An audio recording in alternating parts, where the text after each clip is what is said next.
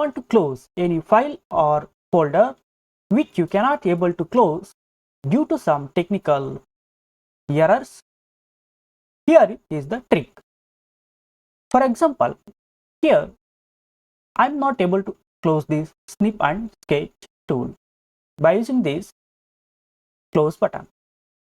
Now click on anywhere on the blank space of the taskbar, right click and then click on Task Manager.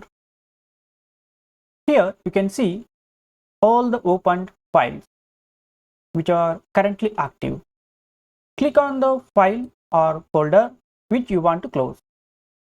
Here I have selected snip and sketch. Click on the end task. Now you can see the snip and sketch has been closed. This is how we can close any file